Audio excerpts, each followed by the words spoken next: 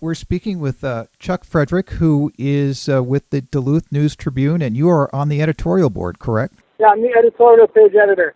You're disputing what Representative Oberstar said today, that the endorsement came because the Forum Communications now in Fargo owns the Duluth News Tribune, and that's why you guys endorsed his opponent.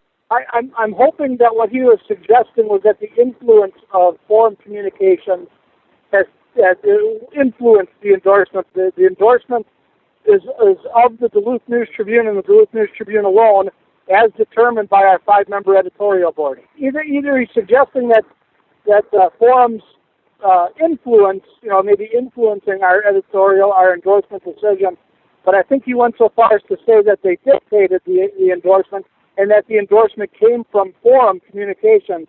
The endorsement, I'm just saying, I'm not going to dispute him. I'm just saying that the endorsement, I just want to be absolutely clear, the endorsement is from the Duluth News Tribune.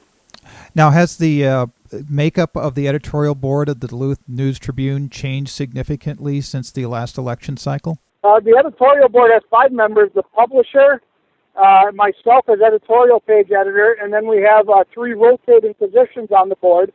We have an employee representative, and then we have 2 citizen representatives, and we switch those out every 3 months or 6 months, and we always trying to maintain a balance of viewpoints, a balance of liberal conservative, a balance of male female, a balance of just a diversity of viewpoints is what we're always aiming to maintain on the editorial board.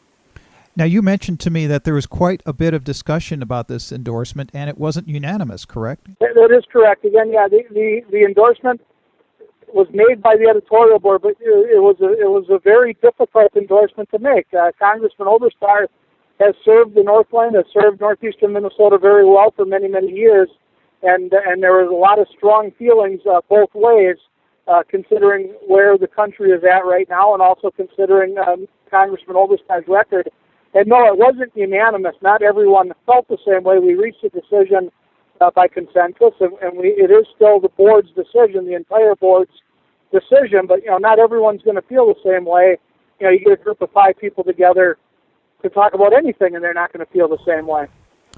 Now, it seemed to be that Oberstar was suggesting that there was influence from the owners, Forum Communications, which have been known to be leaning conservative. Was there any communication from corporate headquarters about this endorsement on what should be said or not said? None. No. Okay.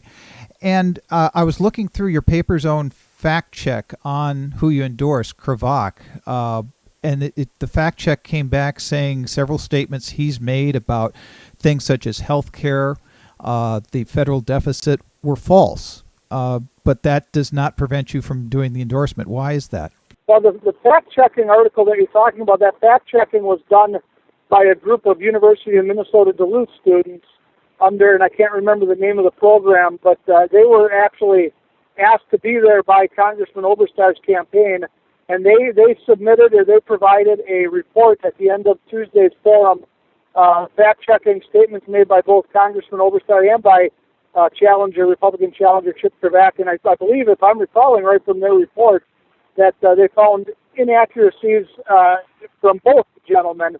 And if you read it closely, they're not hugely inaccurate. There's a lot of things that are open to interpretation, and things that, you know what I mean, things that are open to interpretation. So I didn't think they found anything egregious enough against either gentleman this way. Chuck Frederick, I appreciate your time, and thank you for talking with us from way up north. Thanks a lot. Appreciate it. Okay. Bye-bye.